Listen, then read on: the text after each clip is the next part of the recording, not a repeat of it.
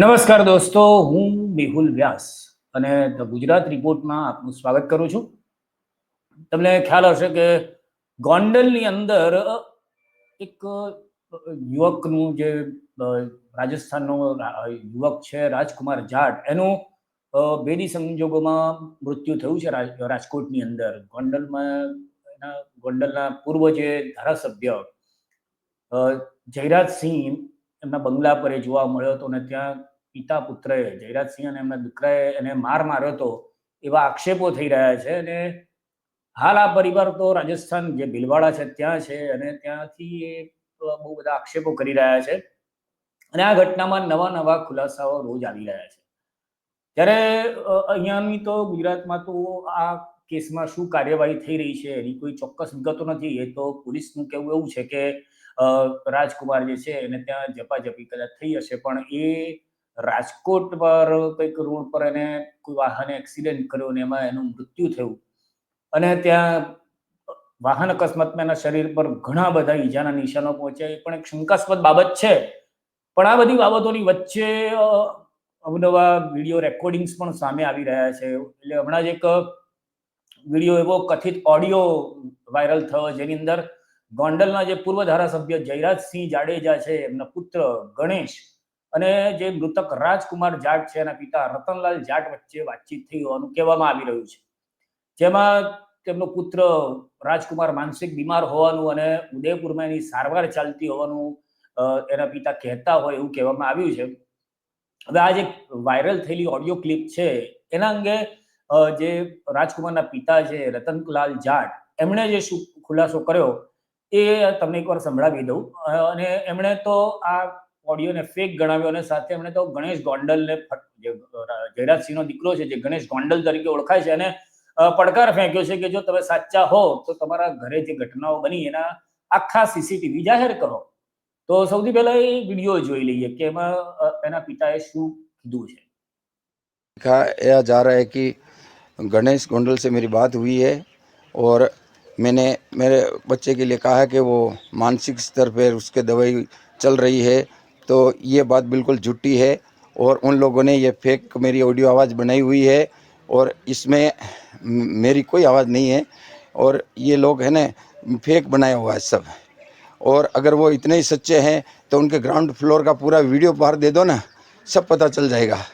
ऐसे झूठे झूठे वीडियो बना करके, ऑडियो बना करके और लोगों को क्यों गुमराह कर रहे हो? बस मेरी ये कहना है.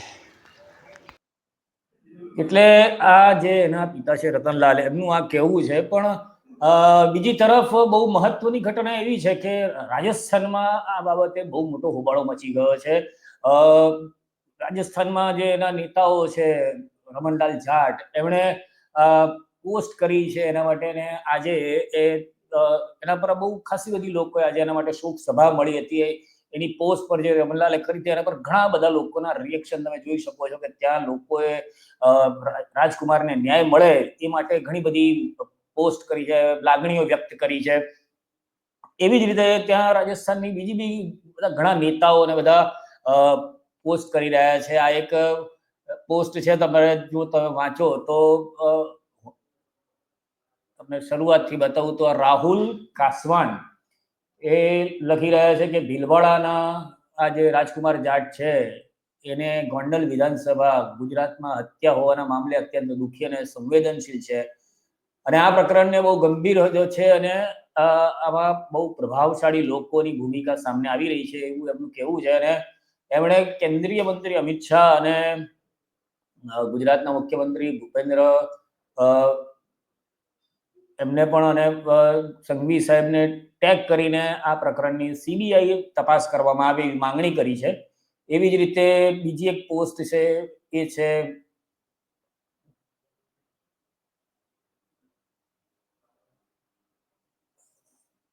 આ જે પોસ્ટ છે તે હનુમાન બેનીવાલની છે. આ પણ ત્યાંના બહુ અગ્રણી છે. એમણે પણ દોષીઓના સામે કડક કાર્યવાહી કરવામાં આવે એવી એમણે આ પોસ્ટ કરી છે અને એમણે પણ ન્યાયની માંગણી કરી છે. એમણે નરેન્દ્ર મોદીને અને એમને લોકોને ટેગ કર્યા છે.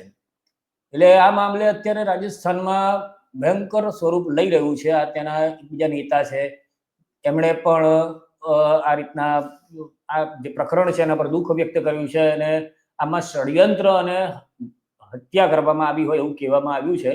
આ જે અબરારામ છે એ પણ ત્યાંના એક MP છે લોકસભાના, અને એમણે આ પોસ્ટ કરી છે એમની, જેની અંદર એમણે જે પોસ્ટ કરી છે એના પર પણ ઘણા લોકોએ રિએક્શન આપ્યા છે કે આ મામલે એમણે પ્રધાનમંત્રીને ટેગ કરીને ઘણું બધું લખ્યું છે. એટલે આ વાત તો થઈ કે આ બધી તો સોશિયલ મીડિયા વોર છે. આજે એ લોકોએ જેના સમાજના લોકોએ ભેગા થઈને CBI જાંચ તપાસ કરવામાં આવે એ માટે કલેક્ટરને આવેદન પણ સુપ્રત કર્યું હતું. પણ એ આવેદન સુપ્રત કરતા પહેલા જે ઘટના બની એ બહુ મહત્વની ઘટના છે કે ત્યાં જે શોક સભા મળી એની અંદર જે બધા ત્યાંના અગ્રણીઓ ભેગા થયા, મોટી સંખ્યામાં લોકો ભેગા થયા હતા ભીલવાડામાં, અને ત્યાં એ લોકો બધાની અંદર ભારે રોષ હતો અને ઘણાના તો શબ્દો જ એવા હતા કે આપણને એમ થાય કે આ આગળ આનું શું પરિણામ આવશે એ આપણને એનો વિચાર કરતા મૂકી દે એવા લગભગ 2.5 કલાકનો આખો વિડીયો કાર્યક્રમનો ઓનલાઈન એનો આજે લાઈવ કર્યું હતું. એમાંથી એ વિડીયોમાંથી લગભગ 15-20 મિનિટનું જે ફૂટેજ છે જે લાગે છે કે તમને સંભળાવવું જોઈએ, એ ફૂટેજ હું અત્યારે તમારી સામે અહીંયા પ્લે કરી રહ્યો છું. એમાં કંઈક મને નથી લાગતું કે મારે કંઈ બોલવું જોઈએ, પણ તમે તમારી રીતે આખો વિડીયો જુઓ અને તમને શું લાગે છે એ આપણે પછી ચર્ચા કરીએ. तो आज है त्यानी एक भी गांव ऐसा नहीं है जहां का बच्चा इस राज्य हिंदुस्तान की धरती पर काम नहीं कर रहा हो। प्रत्येक गांव में, कश्मीर से कन्याकुमारी तक चले जाएं तो प्रत्येक गांव में बच्चे का आइसक्रीम का काम करते हैं और दूसरे कोई व्यवसाय करते हैं, ट्रैक्टर कंप्रेसर का काम करते हैं।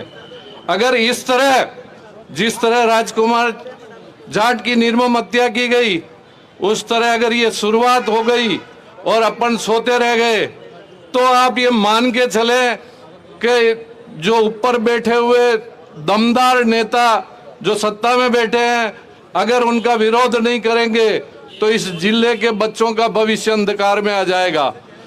और आप जो ये आंदोलन लेकर के चल रहे हैं, सभी बड़े नेता और सभी समाज के, सर्व समाज के लोग लेकर के चल रहे हैं, हम आपके साथ कंधे से कंधा मिला करके आपके साथ खड़े हैं।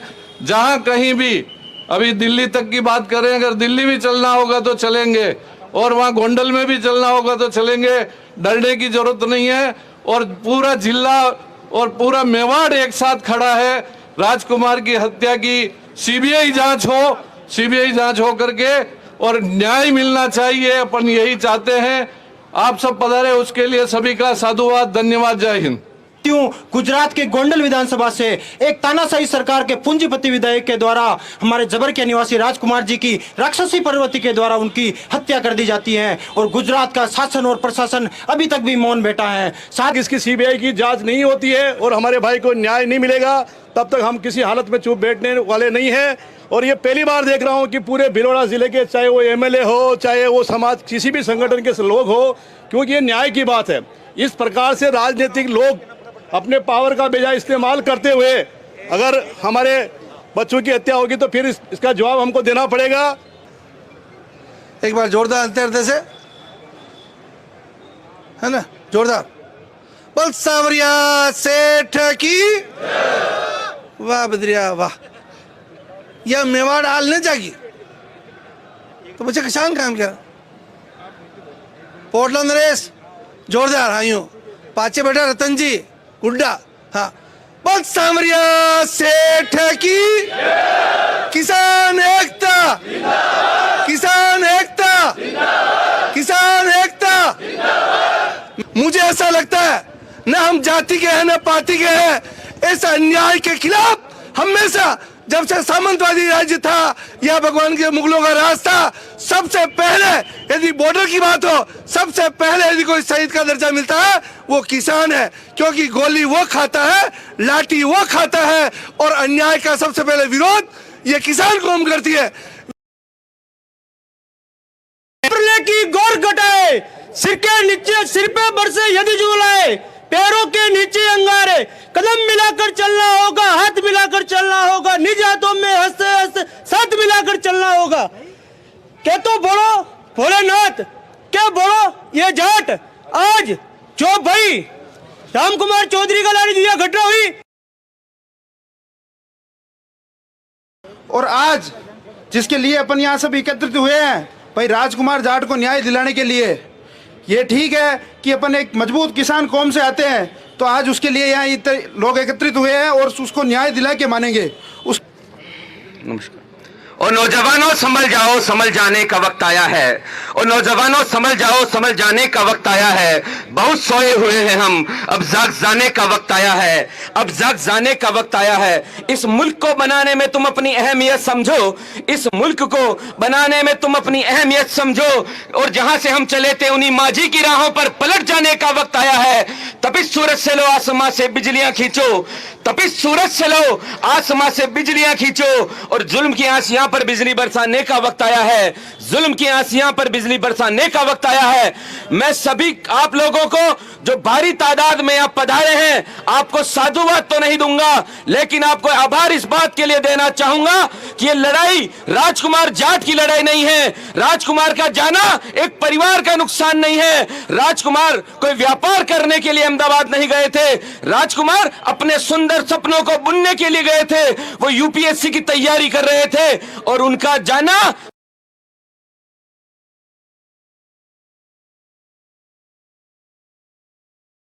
समाज का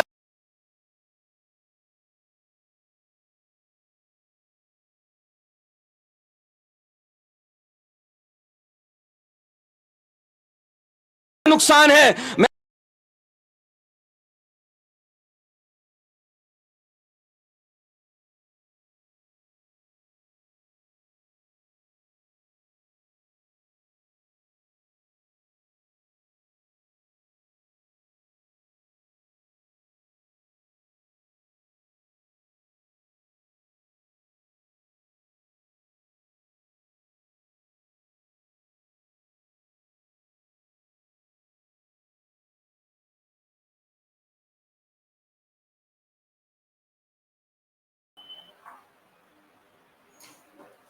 કંઈક ટેકનિકલ લોચો આવી ગયો છે, ફરીથી એને રિફ્રેશ કરીએ, રિમૂવ કરીને.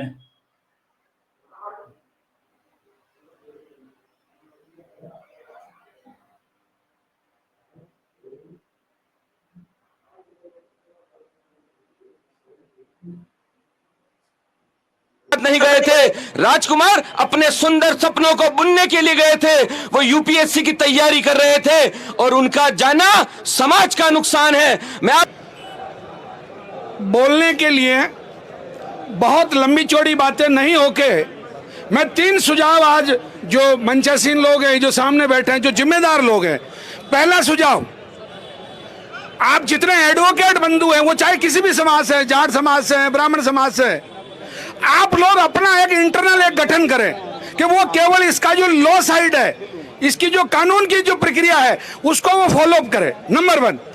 नंबर 2, अपना जो पूरा मेवाड़ ही नहीं, पूरा राजस्थान का, गुजरात में जो प्रवासी समाज है, चाहे वो जाट हैं, चाहे गुर्जर हैं, उनकी जो कमेटियां हैं वहां, उनके जैसे सूरत में बहुत अच्छा संगठन है, वहां राजकोट में बहुत अच्छा संगठन है, बड़ौदा में है, वापी में है, तो वहां उन लोगों को करके, वहां जो लोग ऑलरेडी काम कर रहे हैं, जैसे हंसराज जी कर रहे हैं या XYZ जो भी कर रहा है, वो वहां अपने रूप में उनको संगठित करे। और कि गुर्जर समाज, मौसेरा जाट गुर्जर मौसेरा भाई है, हम आपके साथ हमेशा और हमेशा ही खड़े रहेंगे। यहाँ हमारे सभी मंच पे अच्छे प्रबुद्धजन, अधिवक्ता और इंटेलिजेंट व्यक्ति बैठे हैं। क्या हमको एक्शन लेना है वो सब आप लोग सब सहमत हैं।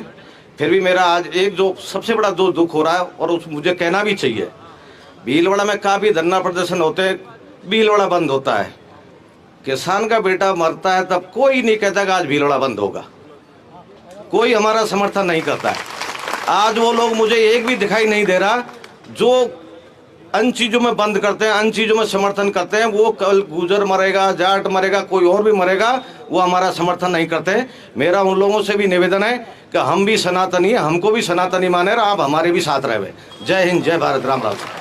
उसके बाद में जब मैं राजकुमार जाट के पिता के पास जाता हूं, उनके आंसू देखता हूं, 3 दिन हो गए, नींद नहीं आई है। उस समय मन तो किया कि अभी जाके उसके पैर पे पैर रखे उसको फाड़ दूं, पर क्या है, पर सुनो, पर क्या है कि हमने भगत सिंह को पढ़ा है, हमने बाबा साहब को पढ़ा है, इसलिए न्याय के लिए आगे ऐसी घटना नहीं हो, ये मैं कर दूंगा और कोई कर देगा, लेकिन आगे कोई ऐसी घटना नहीं हो। हमारे जितने भी राजस्थान के प्रवासी राजस्थानी वहां रहते हैं उनको हौसला मिले, इसके लिए आप सभी संगठनों को आमंत्रित किया है। ये आयोजन, ये जो भी ज्ञापन हो रहा है, ये हर एक व्यक्ति का है जो यहाँ आया है। और कहना चाहता हूँ, जहाँ योगी जी जो वहाँ के जो दादा हैं, वहाँ के जो ताकतवर लोग हैं, उनको कमजोर करने पर तुले हुए हैं, और वहीं पर अगर नरेंद्र मोदी और अमित शाह जी के राज्य में अगर बाहुबली पनप रहे हैं तो ये चिंता का विषय है। ऐसे बाहुबलियों को खत्म करो, ऐसे बाहुबलियों की दादागिरी खत्म करो, तब जाकर हम अमन चैन की बात कर सकते हैं। भाई राजकुमार जी की हत्या के उनकी चोटों के निशान हमने सोशल मीडिया के, हमने मोबाइल के अंदर देखे, किस प्रकार उनकी हत्या की गई है। ये हत्या मानवता को शर्मसार करने वाली है, और हम तो ज्यादा कुछ नहीं कहना है, पूरे भीलवाड़ा जिले के सभी समाज के लोगों की तरफ से हम ये मांग करते हैं कि जिसने ये क्रूरता की है, जिसके पीछे जो व्यक्ति है, उन सबको भीलवाड़ा के कलेक्ट्रेट ऑफिस के सामने उनको फांसी दे दो, उनको गोली मार दो, ये हमारी मांग है। मैं आज छोटे से लेकर बड़े तक व्यक्ति ने सीबीआई जांच की मांग की बात रखी है, लेकिन अगर ये सीबीआई जांच नहीं होती है, इस पर अगर प्रश्न उठता है, उसके बाद में अपने को क्या करना है। आज अपने को 5 दिन का अल्टीमेटम देना है सरकार को कि 5 दिन बाद अगर सीबीआई जांच कमेटी गठित नहीं होती है तो उसके बाद अगर राजकोट का धुआं निकालना पड़े तो ये महाराजा सूरजमल की औलाद है, गुजरात के अंदर उसका धुआं निकालने के लिए तैयार है। चलना पड़े। मैं रामपाल जाट, राजस्थान युवा जाट महासभा जिलाध्यक्ष, आज घोषणा करता हूं कि 50,000 रुपए मैं दूंगा और गुजरात चलेंगे। इसीलिए अगर घर घर जाकर भीख भी मांगनी पड़ी और उस गुजरात सरकार को हिलाना पड़ा तो बसें लगाएंगे 1000 और वहां चलेंगे, और उस धरती पर जिसको जो आरोपी है उसका धुआं निकालने के लिए सर्व समाज और सर्व समाज से संगठन तैयार रहेंगे। इन्हें न्याय मिली, हमारी बात सुनो। गुजरात सरकार जो पोस्टमार्टम का मैंने 41 चोट बता रही और 50 गहरी एक्सीडेंट हो गया, या कि न्याय की बात है कि और आपने दिल्ली चाल लो पेड़ी, जो बार अपना भाई कह रहे छोटू जी और रामपाल जी, आप दिल्ली चाल सका तो 1 लाख रुपया मैं ताकत सहयोग के रूप में गोंडल में न्याय न मिले, आपने दिल्ली चाल लो बेड़ी। हमारे बीच रतन जी, स्वर्गीय राजकुमार जी के पिताजी हमारे बीच उपस्थित है। इनकी एक मार्मिक अपील है, जो घटनाक्रम है उसको जाने बिना साथियों हम इसकी भावनाओं को नहीं समझ पाएंगे कि क्या मैटर था। मैं रतन जी से निवेदन करूंगा कि कृपया जो भी घटनाक्रम है, छत्तीसी बिरादरी से परारे हुए, गांव गांव ढाणी ढाणी से परारे हुए समस्त महानुभावों के समक्ष आप अपना उद्बोधन व्यक्त करें। आदरणीय रतन जी। मैं सभी भाइयों और बहनों से यही अपील करता हूं कि आप लोगों ने मेरी आवाज सुनी, मेरे को न्याय दिलाने के लिए सब आप इकट्ठे हुए। मैं आपका हार्दिक अभिनंदन करता हूं, सभी भाइयों का, सर्व समाज से, सभी हिंदुस्तान वासियों से। और मेरे साथ बहुत बड़ा अन्याय हुआ है। मेरे बच्चे और मैं जा रहे थे रोड पे, हमको किसी से कोई लेना देना नहीं है। वो जो भूतपूर्व जयराज सिंह जाडेजा हैं, उनके घर के बाहर से निकलते हैं और वो लोग मतलब वहां अंदर ले जा करके मार पीट देते हैं। फिर भी मैं धोख दे करके बच्चे को लेके वहां से जाता हूं कि भाई वो छोड़ दो, और रास्ते में जा करके मैं ये सोच के भी भूल जाता हूं कि ये कोई बात नहीं है, बड़े लोग हैं, अपनी से कुछ नहीं कर सकते हैं, जहां भी जाएंगे अपनी कोई सुनने वाला नहीं है। बच्चे को उसके कमरे में चुला देता हूं और रात को आकर के वो बच्चे को ले जाते हैं। और वो जब जहाँ सीसीटीवी कैमरा जहाँ है सब पुलिस वहाँ मिली हुई है, और जो दिखाया है उन्होंने वो सब वो उनकी चाल में था। 4 तारीख से उनको उन्होंने मतलब मार के हॉस्पिटल में रख दिया, और फिर मैंने 5 तारीख को 2 दिन मैंने अपने स्तर पे तब जांच करके फिर मैंने पुलिस में कंप्लेंट की एसपी साहब को, तो उन्होंने कहा कि है तुम गोंडल जाओ, मैं इंस्पेक्टर को फोन कर रहा हूँ और वो तुम्हारी एफआईआर लिख के तुम्हारी जांच करेंगे। तो मैं गोंडल आया और उन्होंने कोई एफआईआर नहीं की। मेरे को पहले डराया भी था कि तुम्हारे को बच्चे को वो ढूंढना है, हम ढूंढ देंगे, तुम वो नाम वापस ले लो, ये कर लो। तो मैंने कहा भी मैंने तो जो थी मैंने तो मेरे साथ जो हुआ है मैं आप लोगों को कह दिया है, एसपी साहब को कह दिया है, मेरे को बच्चा ढूंढ दो, मेरे को तो बच्चा ही चाहिए। और फिर उन्होंने 4 दिन तक मेरे को ऐसे ही गोल गोल घुमाया, सब कुछ किया कि हम तेरे वहाँ ढूंढ देते हैं, तुम वहाँ जाओ। मतलब मेरे को आउट ऑफ स्टेशन वहाँ से करने की उन्होंने बहुत कोशिश की, लेकिन मैंने कहा कि मेरा बच्चा अगर वहाँ गया है तो उड़ के तो नहीं गया, मेरे घर के जहाँ से बच्चा निकला है वो सीसीटीवी कैमरा ही मेरे को बता दो, तो मेरे को विश्वास लग जाएगा कि भाई उधर गया है। लेकिन उन लोगों ने टाइम ही पास किया, और लास्ट 8 तारीख को 4:15 बजे एसपी साहब फोन करके कहते हैं कि आपका बच्चा ट्रेस हो गया है, और आपके बच्चा का तो मेंटली ऐसा था। अरे मैंने कहा मेरा बच्चा यूपीएससी की तैयारी कर रहा है, और वो इंटेलिजेंट था पढ़ने में।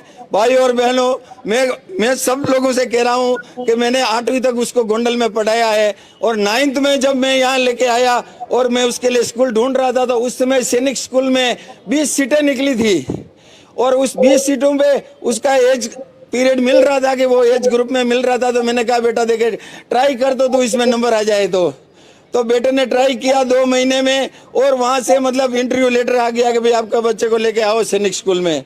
फिर मैं सैनिक स्कूल में लेके जाता हूँ, फिर वो वहां से क्वालिफाई हो जाता है, फिर मिलिट्री हॉस्पिटल जोधपुर भेजते हैं, वहां पे भी बच्चा फिट निकल जाता है।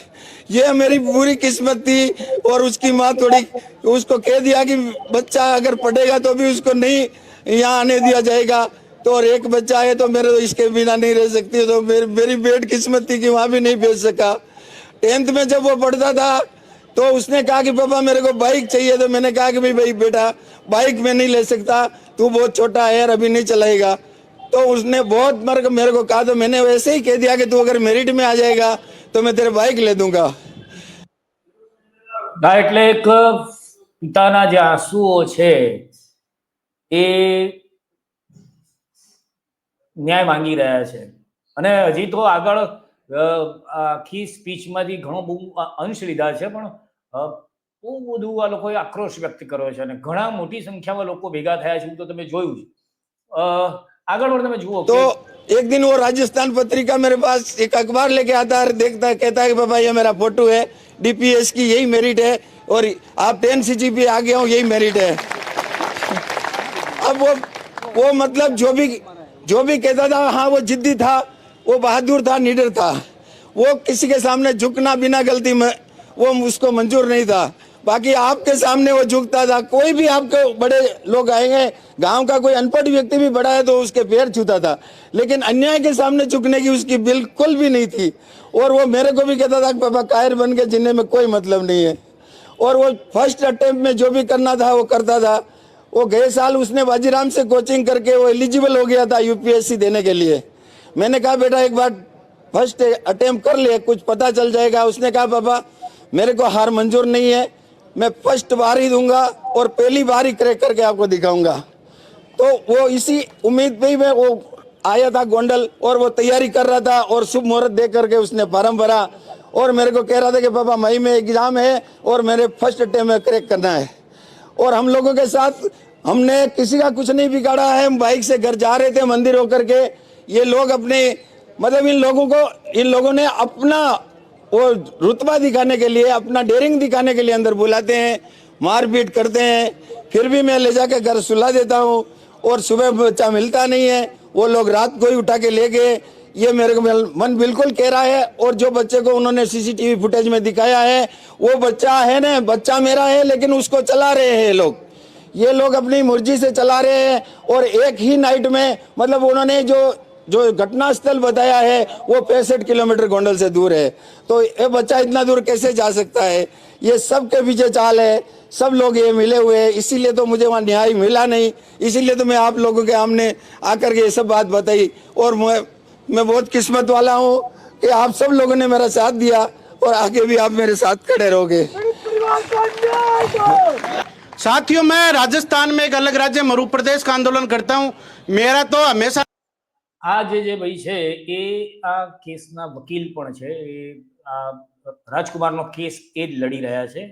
એ શું કહી રહ્યા છે એ પણ સાંભળો।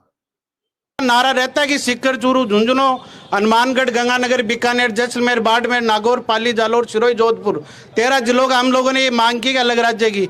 भीलवाड़ा से कोई ना तो कोई मेरी जमीन, ना कोई रिश्तेदारी, ना कुछ और। 700 किलोमीटर से 10 दिन से हम लोग और ये मेरी टीम जो हमारे भाई हैं पत्रकार, लगातार हम लोग लड़ रहे हैं। मेरी जीमेल के ऊपर धमकी आ रही है, मेरे इंस्टाग्राम पे धमकी आ रही है। तो इस जो लाइव देख रहे हैं इसके माध्यम से मैं गोंडल के उस राजा को कहना चाहता हूं कि तेरे में तू इतना बड़ा राजा है, इतना ही बड़ा कोई तू तुरमखा है, तो आजा 300 किलोमीटर इधर से 300 किलोमीटर हम जाएंगे, हल्दी घाटी के अंदर नया युद्ध लड़ लेंगे।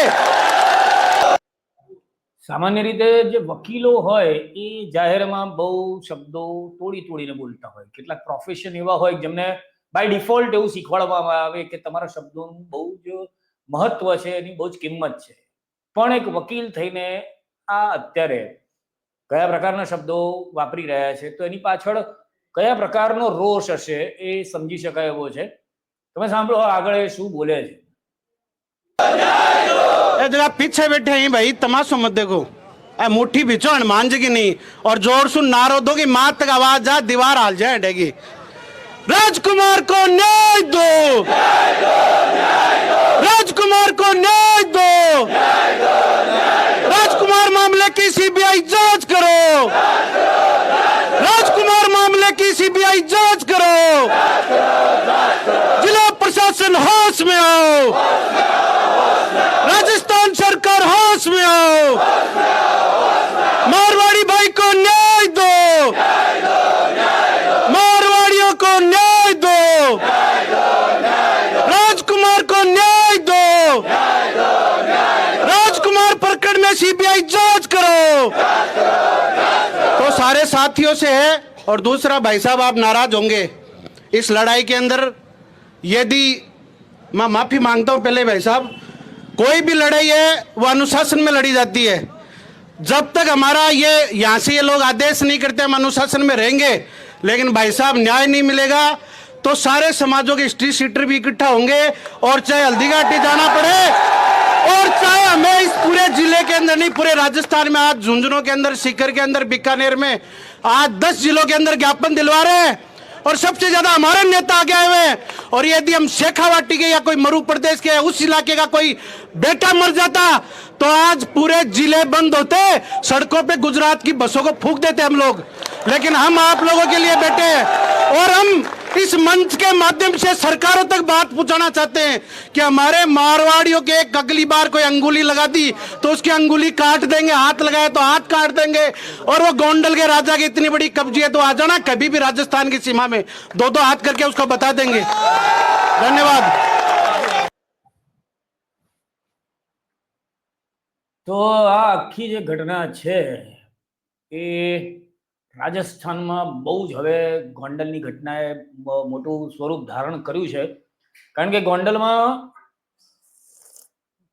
જે શરૂ થયું એના પછી ગુજરાત સરકારે જે પ્રકારે ગુજરાતના પોલીસ તંત્રે જે પ્રકારે કાર્યવાહી કરી છે એના પર આ લોકોને વિશ્વાસ નથી, અને આ ઘટનાની જો સીબીઆઈ તપાસ થશે તો દૂધનું દૂધ અને પાણીનું પાણી થશે। તો તમને શું લાગે છે આ ઘટના વિશે એ કોમેન્ટ કરીને જરૂરથી જણાવશો। બાકી અમારી ચેનલને સબસ્ક્રાઇબ કરી અમારી સાથે જોડાયેલા રહેશો। આભાર। ભારત માતા કી જય।